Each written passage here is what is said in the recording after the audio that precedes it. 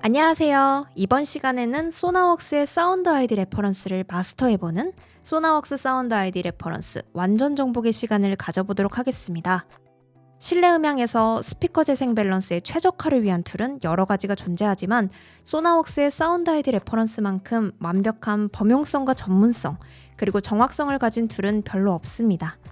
이렇게 대단한 기능을 가진 사운드 아이디 레퍼런스지만 잘못된 사용법으로 그 실제 정확도가 떨어진다면 큰 문제가 될 수 있겠죠? 그럼 오늘은 소나웍스의 사운드 아이디 레퍼런스를 어떻게 하면 보다 정확하고 빠르게 이용할 수 있는지 프로의 노하우를 배워보도록 하죠. 우선 소나웍스의 사운드 아이디 레퍼런스를 사용하기 위한 준비물들을 알아볼게요. 일단 필요한 하드웨어는 당연히 PC나 노트북 그리고 오디오 인터페이스는 필수겠죠? 가급적 오디오 인터페이스는 검증된 제품이 좋습니다. 이번 비디오에서는 세계적으로 여전히 인정받는 최고의 메이커인 포커스라이트의 클라렛2 프리를 사용하여 진행하였습니다. 클라렛2 프리는 뛰어난 음질과 높은 다이나믹 레인지를 가진 제품으로 녹음이나 음악 감상, 편집은 물론 지금과 같은 음향 측정에 있어서도 매우 우수한 특성을 보여주는 제품입니다. 그 다음 측정용 마이크가 필요합니다. 소나웍스에서는 사운드 아이디 레퍼런스에 적합한 개별 측정값을 가지고 있는 마이크도 출시하고 있으며 이미 저렴한 가격과 높은 품질로 많은 사용자들을 확보하고 있습니다. 이렇게 PC, 마이크, 오디오 인터페이스가 준비되었다면 부수적으로 3에서 5m 정도의 마이크 케이블과 줄자, 마킹용 테이프 등이 필요합니다. 가능하다면 매우 튼튼하고 검증된 T형 마이크 스탠드와 레이저 거리 측정기도 실제 사용에 도움이 많이 됩니다. 자, 이렇게 준비물들의 체크가 끝났다면 이제 본격적으로 사운드 아이디 레퍼런스의 측정을 위한 작업을 시작해보도록 합시다. 스텝 1. 스피커의 높이와 토인, 그리고 간격 세팅, 모니터링 위치의 최적화. 지구상에 존재하는 스피커들은 개발 당시부터 최고의 소리를 들을 수 있는 조건을 매뉴얼에 명시한 경우가 대부분이며 아주 특별한 설계를 적용한 경우를 제외하고는 몇 가지 설치상의 공통점을 가지고 있습니다. 바로 스피커 간격의 설정과 높이에 대한 규정이죠. 통상 높이가 높은 톨보이나 길이가 1.5m가 넘는 대형 스피커를 제외하고는 대체적으로 스피커의 설치 높이는 고음을 재생하는 트위터를 기준으로 듣는 시청 위치에서 리스너의 눈이나 귀 높이와 같은 높이를 가져야 합니다. 풀레인지 스피커의 경우 그림과 같이 스피커의 가운데 동축 센터점을 귀의 높이로 맞춰주면 됩니다. 스피커의 적정 노피의 세팅이 끝나면 스피커의 매뉴얼에 적시된 각도로 스피커를 맞춰줍니다. 스피커에 매뉴얼이 없을 경우 통상 ITU에서 추천하는 표준 규격에 따라 내각 60도의 배치를 가지는 것이 이상적입니다. 이렇게 스피커와 리스닝 포지션을 정하면 그 포지션을 중심으로 마킹과 체크에 들어갑니다. 스텝 2. 거리 측정과 마킹. 사운드 아이디 레퍼런스는 매우 정밀한 측정 도구지만 보다 정확한 측정값을 얻어내기 위해 다음과 같이 사전 계측을 해주면 매우 빠르고 정확하게 측정을 진행할 수 있습니다. 먼저 스피커 간의 거리를 측정해줍니다. 스피커 간의 거리는 스피커 캐비넷의 바깥쪽 기준이 아닌 트위터와 트위터 간의 거리나 우퍼의 중심과 중심의 거리를 기준으로 합니다. 이렇게 측정된 스피커 간의 거리를 미리 측정하고 기록해둡니다. 이 두 거리의 센터 포지션도 미리 마킹해 놓으면 좋습니다. 스피커 간의 간격을 측정했으면 음의 모니터 때 청취 위치에서 바닥부터 귀까지의 높이를 기록합니다. 측정 때 이 높이의 유지는 매우 중요하며 이 높이를 유지하면서 사운드 아이디 레퍼런스를 측정하는 것이 정확도 유지의 핵심 중 하나입니다. 이제 청취 때 머리의 위치가 있는 곳의 바닥에 포지션 마킹을 해줍니다. 통상 청취나 모니터링 때 의자의 센터 축이 머리의 위치라 생각하면 매우 편하게 위치 선정이 가능합니다. 그 위치에 테이프 등을 이용하여 위치 마킹을 해줍니다. 스텝 3. 사운드 아이디 레퍼런스의 다운로드와 설치. 소나웍스의 사운드 아이디 레퍼런스는 최대 21일간 기능 제한 없이 자유롭게 사용이 가능합니다. 물론 21일 이후에는 구매를 해야 모든 기능을 사용할 수 있습니다. 한국에서의 구입은 국내 총판인 사운드캣의 쇼핑몰을 통해 구입하실 수 있습니다. 사운드 아이디 레퍼런스는 크게 헤드폰용, 스테레오 스피커 대응과 헤드폰용, 멀티 채널용으로 구별되며 룸 튜닝을 위한 사용에는 스테레오와 멀티 채널용 버전을 구입하시면 됩니다.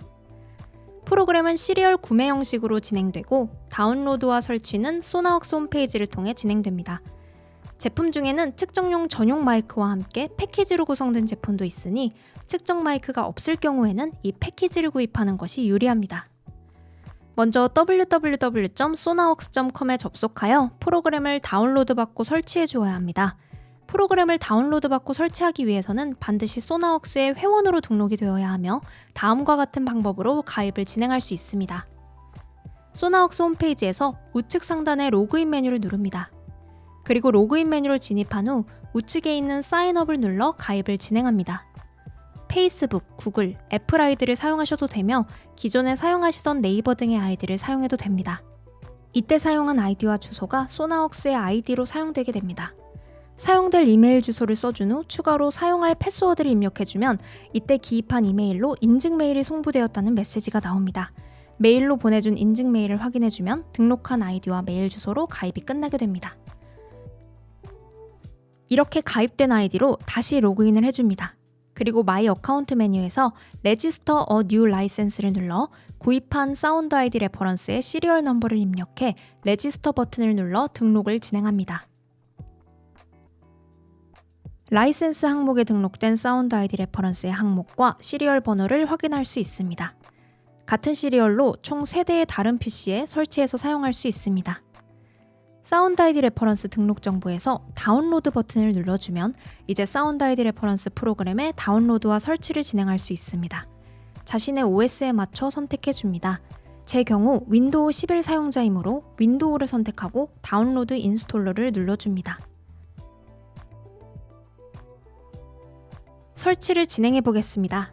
설치 프로그램을 실행하면 그림과 같이 사운드 아이디 레퍼런스 설치와 커스터마이즈 선택 화면이 나타납니다. 인스톨을 눌러주면 설치가 끝이 납니다.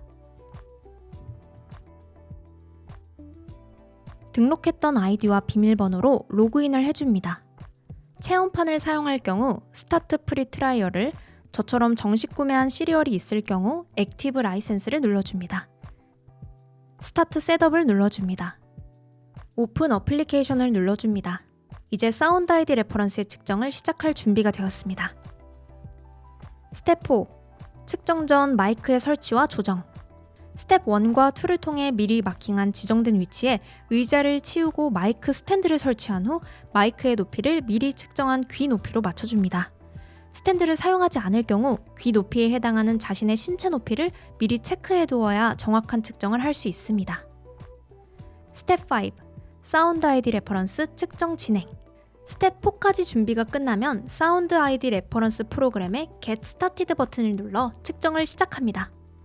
사운드 아이디 레퍼런스는 스테레오부터 멀티 서라운드 사운드 세팅까지 모든 표준 스피커 배치에 대한 밸런스 측정과 보정이 가능합니다.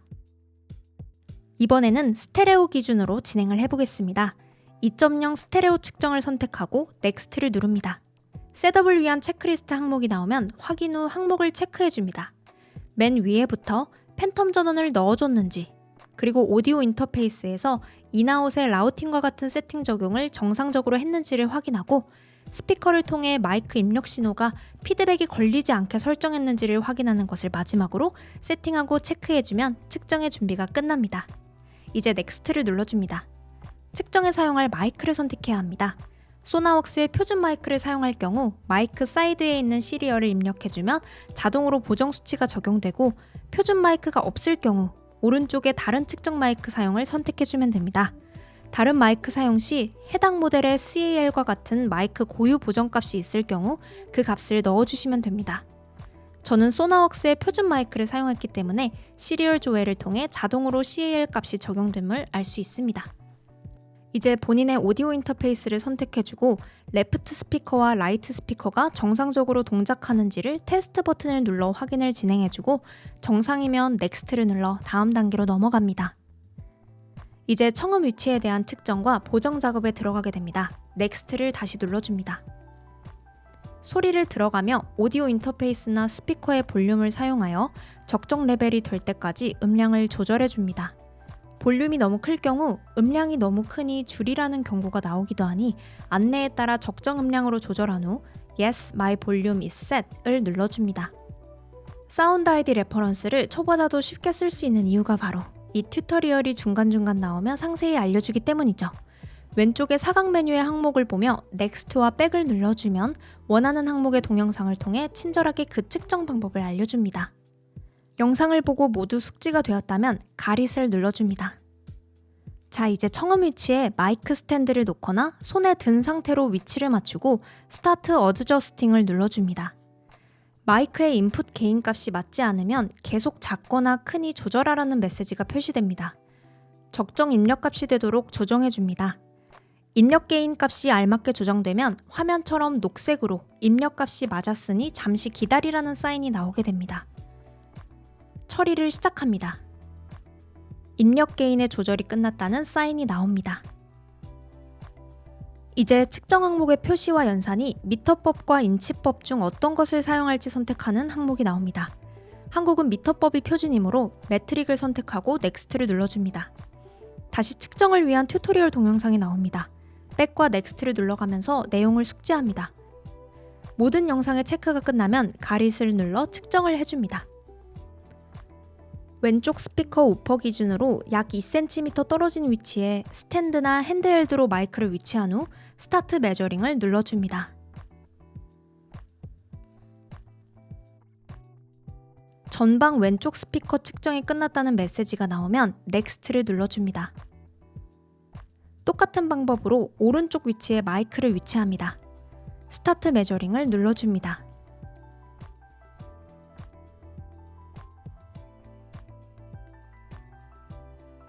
전방 우측 스피커 측정이 끝났다는 문구가 나오면 리뷰 디멘션을 눌러줍니다.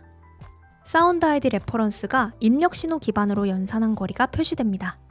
이때 미리 측정된 값과 5cm 이상 오차가 심하다면 미리 측정된 값을 다시 입력해줍니다.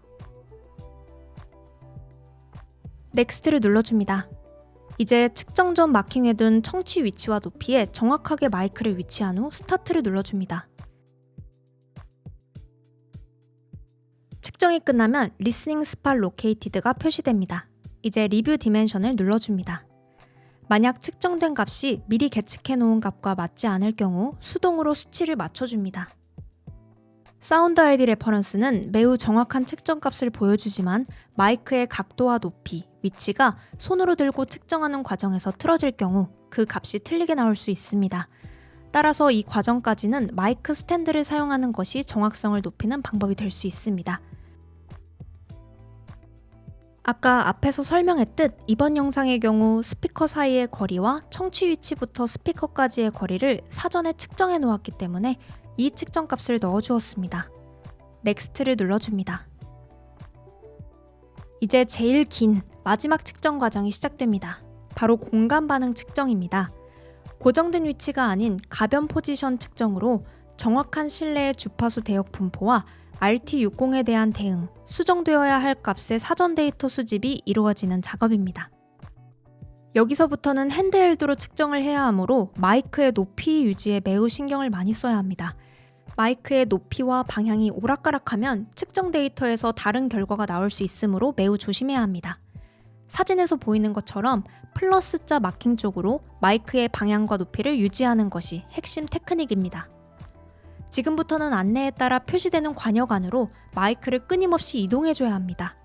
정확한 측정을 위해 37개의 포지션을 이동해야 하며 많은 시간을 소모하는 작업이 시작됩니다. 준비가 되었으면 스타트 메저먼트를 눌러 측정을 시작합니다.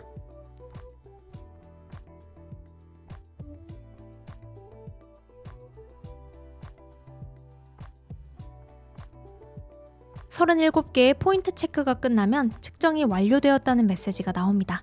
이제 넥스트를 눌러줍니다. 측정 결과가 정확하게 나옵니다. 일부러 오른쪽 스피커의 볼륨을 살짝 줄여서 진행해봤는데 매우 정확하게 두 스피커의 음량 차이를 보여주네요. 액티브 스피커라 재생음역대의 편차가 크게 나올 거라 생각했는데 역시 아담 스피커는 명불허전이네요. 거의 같은 주파수 응답을 보여줬습니다. 이제 세이브 앤 피니쉬 버튼을 눌러 측정 값을 저장하고 측정을 종료합니다. 자, 이제 측정을 종료하면 이 측정 값을 어떻게 어디에 적용할지를 선택해 사용할 수 있습니다. 주로 음악 감상이나 영상 재생이 주 사용 목적이면 칼리브레이트 유징 더 데스크탑 앱을, 음악 작업과 DAW 사용이 주된 목적이면 Calibrate using DAW 플러그인을 적용하면 됩니다. DAW 적용 시 오디오 인터페이스나 세팅, PC의 퍼포먼스와의 매칭 때문에 부분적으로 레이턴시 문제가 발생하는 경우도 있습니다. 이런 경우 사운드 아이디 레퍼런스에서 만들어진 보정값을 미리 저장해놓고 사용할 수 있는 스피커나 장비류가 많이 출시되어 있습니다. 이 경우 Export to an Enabled Device를 눌러 해당 제품의 프로파일로 파일을 만들어 적용시키면 아무 문제 없이 완벽한 작업 환경을 구현할 수 있습니다.